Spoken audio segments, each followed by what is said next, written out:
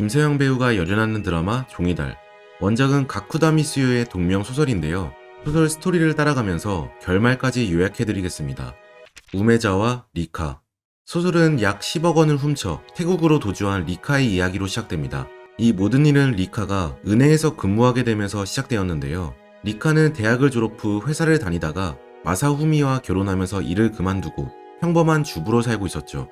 그러다 집안일도 무료해지고 남편 마사오미에게 경제적으로 무시당한다는 느낌을 받자 리카는 다시 일을 하기로 마음먹습니다.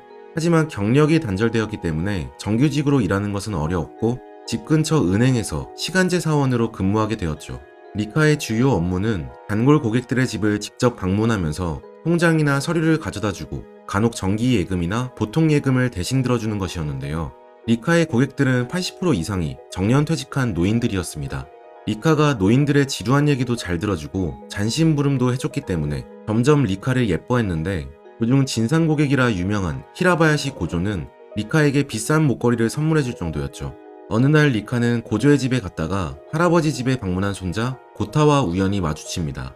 그날은 통성명만 한 채 헤어졌지만 이후 길에서 우연히 또 만났고, 고타는 리카에게 잠깐 술 한잔 할 수 있냐고 물어보면서 둘은 점차 가까워졌습니다. 고타는 희한하게 할아버지가 부자인데 과외와 노래방 알바를 하며 대학교를 다니고 있었습니다. 알고 보니 할아버지가 금전적으로 전혀 도움을 주지 않았던 것이었죠.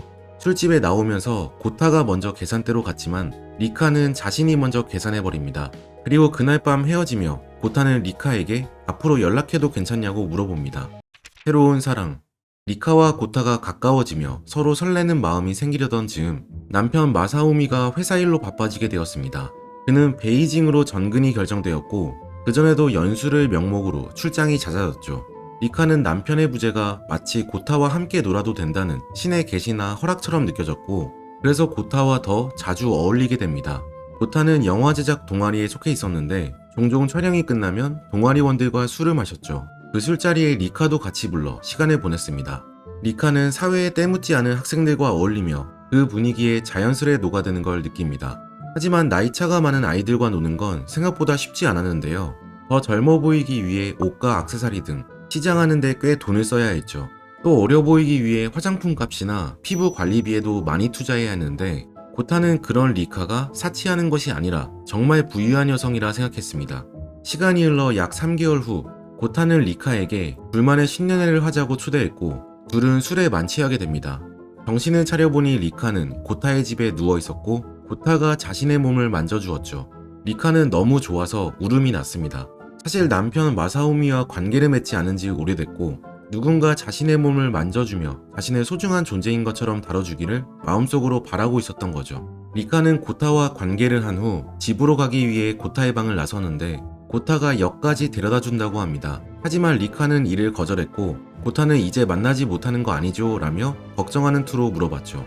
실제로 리카는 자신이 평범한 주부인데 그 순간만큼은 고타의 모든 것을 빼앗을 수 있는 전지전능한 인간이 된 기분을 느낍니다. 이 기분은 한 단어로 권능감이었죠. 그리고 그날을 기점으로 리카의 생활은 완벽히 바뀌게 되었습니다. 사건의 시작. 고타와의 10년의 이후 리카의 씀씀이는 더욱 커졌습니다. 고타를 한동안 만나지 않았지만 다시 만났을 때 혹시 자기가 평범한 아줌마인 게 들키지 않을지, 다른 20대 여자들에 비해 너무 늙어 보이지 않을지 초조함과 불안을 느끼게 됐고, 그럴 때면 백화점에 가 쇼핑을 엄청 했죠. 그때쯤 남편도 더 바빠졌습니다. 사실 리카는 남편이 일이 바쁘든 말든 전혀 개의치 않았는데 이미 부부 사이에 성관계도 없을 뿐더러 진지한 대화 한마디 없는 피상적인 관계였기 때문이죠. 리카는 자신의 불우한 가정생활과는 상관없이 비싼 물건을 구매하면서 권능감을 느꼈고 자신은 선택받은 사람이며 갖고 싶은 것을 모든 걸 가질 수 있다는 기분이 들었습니다. 다행히 이 정도의 쇼핑은 자신의 소득 수준 내에서 그럭저럭 해결되는 수준이었는데요. 여름이 되었을 때 다시 고타에게서 만나자는 연락이 왔습니다. 그전에도 리카는 종종 고타를 떠올리고 보고 싶다는 마음이 들었지만 미래가 없다는 생각에 먼저 연락하지 않았죠. 하지만 고타에게 먼저 연락이 왔으니 굳이 거절할 필요는 없다고 생각해 다시 만나게 됩니다. 고타와 리카는 고엔 지역 개찰구에서 만나 서로 손을 잡고 철교 아래에 있는 가성비 좋은 술집에 갔습니다. 고타는 리타가 보고 싶었지만 그동안 영화 때문에 바빴고 리카 씨도 혹시 바쁘지 않을까 하는 생각에 연락을 못했다고 얘기합니다. 리카가 영화는 어떻게 돼가냐고 묻자 고타는 돈 문제가 있긴 하지만 어떻게든 해결할 생각이라고 답했죠. 알고 보니 고타는 영화 제작을 위해 500만 원 정도의 사채를 빌렸는데 부모님은 경제적으로 힘들고 부자인 할아버지 고조는 워낙 구두쇠라 손자에게 돈을 빌려주지 않았기 때문에 어쩔 수 없는 선택이었습니다. 사실 고조의 집에서 리카가 고타를 처음 만난 날, 고타는 할아버지의 은행 인감을 훔치러 갔던 것이었죠. 500만 원 정도 빌린다 치고 훔치려 했는데 리카를 만나 제정신이 들어 그냥 신용대출로 돈을 빌린 것이었습니다. 며칠 후 리카는 고조의 예금 중 일부를 몰래 빼내 고타에게 전달해주겠다고 마음먹습니다. 범죄이긴 하지만 고타는 고조의 가족이고 이자를 쳐서 돈을 다시 돌려주면 된다며 스스로를 합리화했죠. 리카의 첫 횡령. 리카는 고조에게 새로 출시된 정기예금이 있다며 1000만 원만 가입해보면 어떠냐 권유했습니다. 그러자 고조는 2000만 원이나 가입하겠다고 했죠. 리카는 은행의 정기예금 증서를 참고하여 가짜 정기예금 증서를 만들어 고조에게 건넸습니다. 가짜 증서는 그냥 집에서 프린터로 인쇄한 거라 위조인 티가 많이 났지만 고조의 꼼꼼하지 않은 성격을 이용한 것이죠. 실제로 고조는 증서를 제대로 살펴보지 않아 리카의 첫 횡령은 성공적으로 마무리됩니다. 이때 리카는 절대 넘으면 안 되는 선을 넘은 것이었는데 스스로는 전혀 자각하지 못했죠. 이후 새 노트에다가 고조에게 빌린 돈 액수와 날짜를 적었습니다. 가상의 통장을 하나 만들어 그 안에 돈을 차곡차곡 모았다가 다시 고조의 계좌에 돌려놓을 생각이었죠. 그렇게 리카는 고타를 만나서 고조에게 횡령한 2000만 원 중 1000만 원을 건네줬습니다. 그리고 사채는 일단 이 돈으로 갚고 이자는 받지 않을 테니 천천히 자기에게 50만 원씩 갚으라고 했죠. 하지만 고타는 어쩐 일인지 돈을 받지 않고 그 정도 돈은 자기에게 큰 의미 없으니 괜찮다고 거절합니다.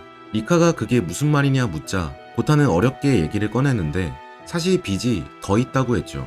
알고 보니 고타는 1년 정도의 학비를 추가로 빌렸고 그 후 돈이 필요할 때마다 50만원, 30만원씩 빌려 총 2500만원의 빚이 있었던 것입니다. 1000만원으로는 자신의 빚을 다 갚을 수 없으니 어차피 소용없다고 거절한 것이죠. 우선 리카는 지금은 1000만원밖에 가져오지 않았으니 이 돈부터 받아서 갚으라고 한 후 나머지 1500만원도 갚아줄 방안을 궁리합니다. 고조에게서 훔친 돈은 2000만원이었으니 추가로 500만원을 구해야 하는 상황이었죠. 며칠 후 리카는 우선 고조에게 훔친 나머지 1000만원을 고타에게 전달해줍니다. 고타는 돈을 받으며 무조건 갚겠다고 다짐했죠. 하지만 자신의 능력이 부족하여 돈을 빌린 상황에 상처를 받은 표정이었습니다. 이때 리카는 고타의 마음을 편하게 해주기 위해 부자 코스프레를 하는데요. 자신에겐 2000만원이 우스운 돈이니 걱정할 게 없다는 걸 보여주고 싶었죠. 그래서 일부러 백화점을 데려가 비싼 명품들을 가격도 보지 않고 모두 일시불로 결제합니다. 그렇게 하면 고타가 돈을 빌리는 것에 죄책감을 덜 가질 것 같다는 합리화를 했죠. 그러면서도 누군가에게 비싼 옷을 사준다는 득이감을 느끼기도 했습니다. 그리고 2달 후 리카의 고객인 야마노우치 부부가 정기예금을 만들고 싶다고 연락해왔는데요.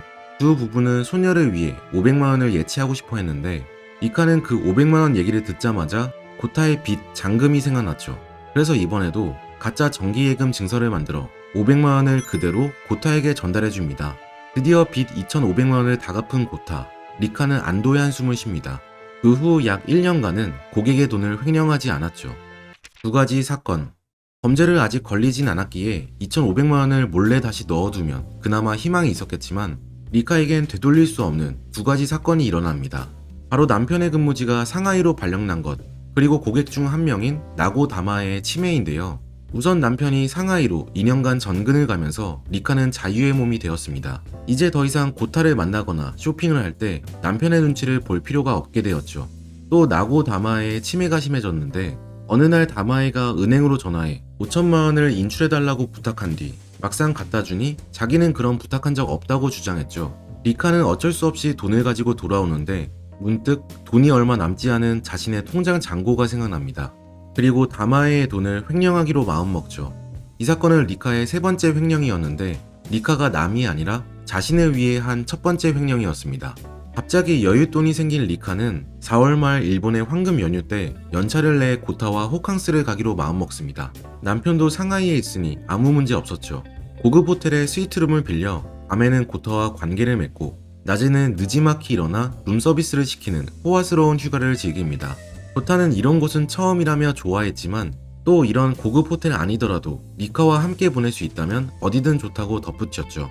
호텔에서 보내는 이틀날 밤, 리카는 고타의 할아버지 고조가 갑자기 정기예금을 해약하겠다며 자기가 준 가짜 증서를 가지고 은행을 방문하는 꿈을 꿨습니다. 범죄가 들키지 않을까 하는 불안한 마음이 꿈으로 드러난 것이었죠. 그래서 연휴 기간 동안 혹시 자신의 고객이 은행에 방문할까 걱정이 들어 셋째 날부터는 낮에는 회사에 출근하고 퇴근 후에 다시 고타와 호텔 생활을 즐겼습니다. 황금 연휴의 마지막 날, 리카는 룸서비스로 샴페인과 요리 여러 개를 주문했습니다. 고타가 꿈만 같다고 얘기했는데 리카는 속으로 이건 꿈이 아니라 현실이다. 스스로 주문을 외웠죠. 그리고 집으로 돌아와 정말 현실로 실현시키기 위해 가정용 컬러 복사기를 주문하는데 본격적으로 가짜 증서를 대량 제작하겠다는 의지의 표현인 것입니다. 사실 리카는 다마의 5천만 원을 횡령할 때만 해도 그렇게 큰 돈은 쉽게 없어지지 않을 거라 생각했습니다. 하지만 막상 럭셔리한 휴가를 보내고 나니 몇백만 원밖에 남지 않았죠. 게다가 리카가 부자라고 믿는 고타는 암스테르담에 영화제를 가고 싶은데 여비를 대줄 수 있냐고 물어봅니다. 리카는 고타를 위해 또 500만 원을 건네주죠. 그리고 구매한 가정용 컬러 복사기로 고조에게 건네줄 더 정교한 가짜 증서를 만듭니다. 이 돈을 훔치는 게 아니라 고조가 손자의 여행 경비를 대준다는 생각으로 합리화하면서 말이죠. 곧 드리워진 그림자. 막상 고타가 암스테르담 여행을 떠나자 리카는 혹시 고타가 여행지에서 새로운 여자를 만나는 건 아닐지 불안했습니다. 그래서 불안감을 잊기 위해 더더욱 명품 쇼핑과 마사지에 열중했죠. 하지만 일시적인 안정제일 뿐 집에 돌아오면 또 걱정이 되기 시작했는데 그때 가짜 증서 만들기에 집중하면 왠지 모르게 마음이 차분해졌습니다. 열흘 후 여행이 끝난 고타에게 전화가 와 리카는 고타를 만나러 갔습니다. 고타는 암스테르담 여행과 영화에 대해 열정적으로 얘기를 했죠. 그때는 몰랐지만 사실 이 순간은 고타가 영화에 대해 눈을 반짝거리며 이야기한 마지막 순간이었습니다. 이후 리카는 가짜 증서를 더 자주 발행했는데요. 쇼핑과 마사지 등의 카드 사용액이 월급을 훨씬 뛰어넘었기 때문이죠. 그래도 언젠가는 돈을 갚을 거라는 생각으로 노트에 계속 고객의 이름, 금액, 이자, 만기일 등을 기록했습니다. 8월경 남편이 상하이에서 잠깐 돌아왔는데 리카는 이상하게도 남편이 자신의 불륜과 사기를 다 알아차려줬으면 좋겠다는 생각을 합니다. 누군가 자신을 멈춰줬으면 좋겠다는 마음이 든 거죠. 하지만 남편은 아무것도 모른 채 다시 상하이로 떠났습니다. 회사에서도 들킬 위기가 여러 번 있었지만 그때마다 운 좋게 넘어가게 되었죠. 일이 우연하게 잘 풀리자 리카는 내심 자신의 비리가 인정받았다, 어느 정도 공증된 비리다 라는 말도 안 되는 생각을 하게 됐고 더 당당해져 횡령 금액도 커져갔습니다. 리카는 고타에게 월세 280만원짜리 맨션과 차까지 선물해주고 자신의 집 대출금까지 고객의 돈으로 갚아버리죠. 리카는 고객에게 총 얼마를 빌린 건지, 얼마씩 갚아야 다 갚을 수 있는 건지 점차 개념이 흐려졌습니다. 호사스러운 생활을 즐기던 리카는 어느 날 정신이 바짝 드는 느낌을 받는데요. 고타와 카페에서 술을 마시고 있는데 고타가 햇빛이 비추는 게 짜증났는지 웨이터에게 파라솔 위치를 옮겨달라 했죠. 그러자 고타와 비슷한 나이의 웨이터가 공손히 조아리며 파라솔을 옮겨주었습니다. 이 모습을 본 리카는 얘는 언제부터 이런 식으로 남에게 시키는 것에 자연스러워진 걸까? 자기가 조금만 의자를 옮기면 되는데 라며 처음으로 현실을 인지하게 되죠. 리카는 문득 자기가 고타에 대해 모르는 부분이 많다고 느끼며 대학은 잘 다니고 있는지 물었습니다. 그러자 고타는 웃으며 대학 그만둔 지 오래됐는데 왜 뜬금없는 이야기를 하냐고 말하죠. 그리고는 주식을 시작했다고 말합니다. 영화 감독을 꿈꿨던 고타는 돈의 맛을 경험한 후 주식을 전업으로 삼고 있었던 겁니다. 고타는 당황한 리카에게 자신이 주식에 재능이 있는 것 같다며 리카에게 갚아나가는 돈이 늘어난 게 그 증거라고 했죠. 그 말에 리카는 최근 고타가 갚는 돈을 전혀 체크하지 않고 있던 게 생각났습니다. 리카는 고타에게 혹시 자기가 빈털터리가 되면 그때는 어떡할 거냐고 묻자 고타는 돈 때문에 가치 있는 게 아니라고 자신은 한 번도 리카에게 뭔가를 사달라고 한 적은 없다고 말합니다. 그리고 돈이 없으면 같이 일하면 된다, 호화스럽게 못 살겠지만 아끼며 같이 살면 된다고 얘기하죠. 리카는 한편으론 안도했지만 이제 쉽게 멈출 수 있는 범죄가 아니었습니다. 가짜 증서를 받았던 야마노우치 부부가 갑자기 예금을 해약하고 싶으니 3,500만 원을 돌려달라고 은행을 찾아왔고 돈이 없던 리카는 다른 고객들의 돈을 횡령해 야마노우치 부부에게 현금을 돌려줬죠. 이후에도 몇몇 고객이 예금을 해약했고 그때마다 리카는 다른 고객의 돈을 새롭게 횡령하여 횡령금 돌려막기를 할 수밖에 없었습니다. 리카에게 횡령은 이제 더 이상 사치를 위한 선택이 아니라 범죄가 들통나지 않기 위해 해야만 하는 필수가 된 것이었죠. 리카의 최후. 리카는 고타와 한창 데이트 중 고타의 휴대폰으로 걸려온 전화에서 낯선 여자의 목소리를 듣게 됩니다.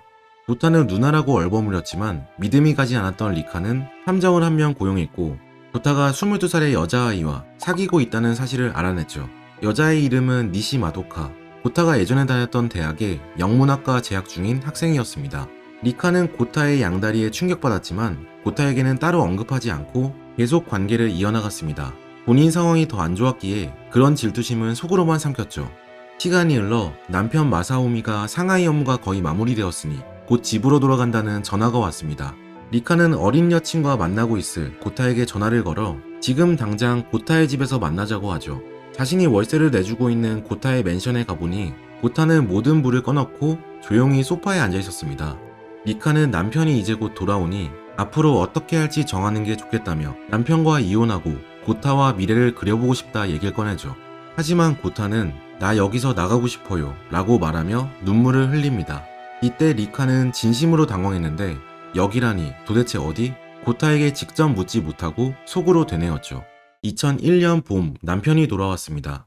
고타와는 맨션에서 만난 이후 연락하지 않았지만 매월 빠져나가는 맨션의 월세와 차 할부금으로 생존을 확인했고 다시 평범한 주부 생활을 이어나갔죠.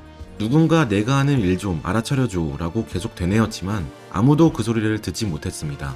그리고 얼마 있지 않아 은행에서 10일간 휴가를 받았는데 이건 명목상 휴가였을 뿐 사실 은행에 다른 목적이 있었습니다. 다른 지점에서 직원 한 명이 리카와 비슷한 불법을 저질렀기에 전 직원을 차례로 휴가를 보내 한 명씩 체크하겠다는 의도였죠. 드디어 리카는 이제서야 여기가 자신이 저지른 범죄의 막다른 골목인 걸 깨달았습니다. 그리고 10일간의 휴가 동안 일본을 도피할 계획을 세우죠. 명품 화장품과 옷을 처분하고 신용대출을 일부 갚았습니다. 언젠간 갚을 거라 진심으로 생각하여 돈을 모은 통장은 열어보니 겨우 200만원 정도가 있었습니다. 이제 돈을 갚겠다며 기록한 노트와 통장을 모두 정원에서 불태워버리죠. 9월 8일 리카의 휴가지장날 태국으로 도피하기 위해 나리타 공항에 간 리카는 고타에게 전화를 걸어 지금 있는 집은 빨리 내놓는 게 좋고 혹여 누가 자기에 대해 물어보면 절대 모른다고 답하라고 전한 뒤 전화를 끊습니다. 태국으로 도망친 리카는 처음에는 들키지 않을 수도 있다는 생각에 자유로움을 느끼지만 곧 누가 자기를 잡으러 올 것 같다는 생각에 걱정과 불안감에 휩싸입니다. 그러던 어느 날 자신이 묵는 게스트하우스에서 어떤 일본인이 다가와 여권 좀 확인해 볼 수 있겠냐고 묻죠. 들킨 것일 수도 안 들킨 걸 수도 있는 상황에 리카는 나를 여기서 나가게 해줘요 라고 고타와 똑같은 말을 반복하며 극은 마무리됩니다. 책 종이달은 평범했던 한 여성이 돈의 맛을 경험하면서 점차 구렁텅이에 빠지는 걸 섬세하게 묘사한 책인데요. 자본주의의 필수 요소인 돈이 인생을 삼켜버리는 맹목적인 목표가 되는 건 아닌지 성찰하게끔 하는 내용이었습니다. 드라마 종이달을 재밌게 보고 있다면 원작 소설도 함께 읽어보시는 걸 추천드릴게요. 지금까지 팩트폭행이었습니다. 오늘 함께 읽은 책 종이달, 저자 가쿠다 미스유. I know that I'm well away from being a perfect guy.